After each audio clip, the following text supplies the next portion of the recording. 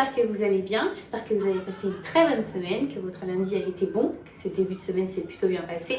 L'ambiance de Noël commence vraiment à s'installer, les illuminations commencent à fleurir un peu partout, les magasins mettent leurs plus belles vitrines, donc je suis hyper contente. On se retrouve aujourd'hui du coup pour la vidéo sortie livresque, même si pour être totalement honnête avec vous, décembre il y en a très peu, parce que c'est le moment où même si on fait, il y a des challenges toujours au mois de décembre et novembre qui permettent de vider la pile à lire, avec Noël qui arrive, celle-ci elle augmente. Malheureusement, malgré tout ce qu'on peut faire pour essayer de la vider, à Noël elle augmente, puisque du coup en étant fadade de livres, beaucoup en profitent en fait à ce moment-là, c'est un peu on va dire le cadeau sans risque en offrant des bouquins. Même si du coup pour le mois de décembre, honnêtement cette vidéo va être extrêmement rapide, parce que moi en tout cas, il y en a qui m'intéressent, qui vont sortir, mais en fait ils sont tous quasiment de la même maison d'édition, c'est Deux Saxus qui du coup en fait rattrapent on va dire les sorties qu'ils ont ratées, puisque pas ratées mais qui ont été repoussées en fait tout au long de l'année avec cette crise du papier. Et du coup, en fait, tous ceux que j'attends avec impatience, du coup, qui vont sortir le mois prochain, c'est quasiment que du Deux Saxus uniquement. Donc, du coup, c'est parti. Alors, on commence du coup avec le 1er décembre. Nous avons enfin Cryerworks qui sort. Ils ont même fait un très beau post où du coup, on voit les bouquins. Donc, il arrive enfin. Ça fait un moment que j'en parle en plus. Conçu par les humains et pour leur bon plaisir, les Automae ont renversé et asservi leurs créateurs lors de la guerre des espèces qui a ravagé le royaume de Rabo. Ils se sont appropriés les domaines de leurs anciens propriétaires et les contrôlent désormais d'une poignée de fer. La jeune Alia travaille au palais de ses tortionnaires. Elle y a rapidement gravi les échelons, mais elle ne rêve que d'une chose, venger sa famille en tuant la fille du souverain, Lady Cryer. À présent, au service de celle-ci, elle découvre contre toute attente qu'elle est douce et généreuse. Lady Cryer a été conçue pour être parfaite et reprendre l'œuvre de son père, mais c'était avant qu'elle soit fiancée à l'ambigu Kinnock et qu'elle ne découvre que son père n'est pas aussi bienveillant qu'elle le pensait. Alors qu'Alia et Cryer se rapprochent, le destin des humains et des Automae va être précipité dans une abîme de violence et de trahison. Honnêtement, depuis le temps qu'on l'attendait, franchement, j'ai cru qu'il allait jamais arriver. Vraiment. Le même jour, nous avons du coup normalement l'Empire d'Or du coup d'Aevé, le tome 3 de Daevebad, enfin, parce que mamma, il était, on va dire, plus que temps qu'il sorte, parce que je l'attendais avec impatience. C'est juste une série que j'adore, et en plus on voit rarement en fait, on va dire, ce genre d'univers qui sort. Donc du coup, je suis extrêmement contente.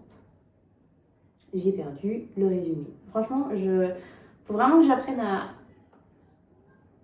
devenir un peu plus douée en informatique, puisque là, ça va pas du tout. J'arrive pas à retrouver en plus. Bon, on va faire un autre bouquin en espérant que j'arrive à retrouver entre-temps. Le 8 décembre, c'est une des sorties du coup du mois que j'attends, puisque c'est Sarah J. Maas, donc déjà c'est trop bien. Et en plus du coup c'est Crescent City, le tome 2, Maison du ciel et du souffle. Du coup je vous lis le résumé. Brice et Hunt essayent de revenir à la normale. Ils ont peut-être sauvé Crescent City, mais avec tout leur bouleversement qu'ils ont connu ces derniers temps, ils veulent surtout pouvoir se détendre, ralentir, savoir ce que l'avenir leur réserve. Les Astéries ont tenu parole jusqu'à présent, laissant Bruce et Hunt seuls. Mais avec les rebelles qui réduisent les pouvoirs des Astéries, la menace que représentent les souverains s'accroît. Alors que Brice, Hunt et leurs amis sont entraînés dans les plans des rebelles, le choix devient clair, rester silencieux pendant que les autres sont opprimés ou se battre pour ce qui est juste. Et ils n'ont jamais été très doués pour rester silencieux. Ça prouvait, honnêtement. Surtout qu'en plus, ça fait un moment que du coup on n'a pas eu de nouveautés de Sarah J. Maas. C'est une des séries que j'attends le plus avec... en fait, il y a 3 séries d'elle, et je crois qu'il n'y en a que 3 en cours. Il y a Crescent City, du coup on va avoir le tome 2. Il y a Keleana. Et du coup, Akotar. Et Akotar, j'adorerais qu'elle nous sorte un nouveau livre sur cette série-là, même si de ce que j'ai compris dans ses dernières interviews, elle disait qu'elle voulait sortir le tome 2 et le tome 3 de Crescent City avant du coup de recommencer une autre saga, donc on verra ce que ça donne. Mais j'ai vraiment hâte qu'elle nous sorte un nouveau petit bébé Akotar, parce que c'est trop bien. Pardon. Le 8 décembre, nous avons Les Serpents Argentés, le tome 2 que j'ai mis dans ma pile à lire du coup pour le code Winter Challenge. Je ne m'attendais pas à ce qu'il sorte, honnêtement, donc je suis trop contente. En plus, la couverture est très très belle. Franchement, elle est juste magnifique. Séverin et les membres de leur équipe ont peut-être réussi à contrecarrer les plans de la maison déchue, mais leur victoire a eu un coup terrible qui les hante encore tous. Désespéré de pouvoir se racheter, Séverin pousse une piste dangereuse afin de trouver un artefact qui donnerait à son détenteur le pouvoir de Dieu. Leur chasse les attire loin de Paris, au cœur de la Russie, où les animaux de glace règnent sur des manoirs oubliés, où des déesses brisées renferment des secrets mortels et où de mystérieux meurtres remettent en cause la nature même d'un mythe. Alors que de troublantes vérités sont révélées et que les fantômes du passé les rattrapent, les groupes d'aventuriers doivent repousser ses propres limites, mais ce qu'ils vont découvrir va les conduire sur des chemins qu'ils n'auraient imaginés. Les serpents d'argenté sont impressionnants et esquis débordant d'un esprit d'audace et de chagrin. C'est une citation de Holly Black. Ça promet. Honnêtement, ça a l'air juste trop bien. Et le même jour, du coup, le 8 décembre, que j'ai aussi mis dans ma pile à lire pour du coup le code Winter Challenge, nous avons Sous la porte qui chuchote de Kaji Clown, qui est juste un très bon auteur, parce que du coup le dernier livre, et c'est de Saxus aussi qui l'a fait, c'était La maison au milieu de la mer séruvienne, qui était très très beau. Franchement, une petite couverture de douceur qui se mettait quand on le lisait. Donc à voir ce que ça va donner dans ce roman-là. Bienvenue dans notre salon de thé, la traversée de Caron.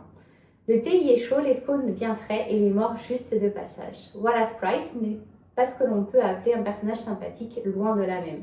Vous ne pleurez sûrement pas donc en apprenant qu'il vient de mourir. Mais lorsqu'une femme se présentant comme une faucheuse vient le chercher à ses propres funérailles, Wallace a du mal à accepter son funeste destin. Au lieu de le conduire vers l'au-delà, la faucheuse l'emmène dans un petit village où il se retrouve dans un salon de thé pas comme les autres. Hugo, le patron de l'établissement, y aide même les âmes à passer de l'autre côté. Wallace n'est absolument pas prêt à abandonner la vie qu'il a vécue et avec l'aide d'Hugo, il va découvrir ce qui lui a enfin manqué dans le passé. Mais un jour, le directeur, un être mystérieux et puissant, annonce à Wallace qu'il devra effectuer dans une semaine la traversée vers le monde des morts. Ce dernier entreprend alors de vivre toute une vie dans 7 jours et bien viendra-t-il. Ça a l'air trop bien. En tout cas, voilà, c'est tous les bouquins que j'attends avec impatience. J'espère que cette vidéo vous a plu, même si pour le coup, franchement, est-ce que je sais pas si on peut vraiment l'appeler sortie livresque de décembre, mais plus des sorties de Saxus de décembre, parce que du coup, c'est pour le moment les seuls bouquins que j'attends avec impatience. De toute façon, en décembre, ils en sortent rarement. Ou alors, ils sortent beaucoup plus d'éditions collector, du coup, pour Noël, pour faire d'excellents cadeaux, de très très beaux cadeaux qui sont toujours juste géniaux. Donc, du coup, voilà. Mais j'espère qu'elle vous aura quand même plu. On se retrouve du coup très très vite pour une prochaine vidéo. Et puis je vous souhaite à tous une très bonne semaine. Bye bye!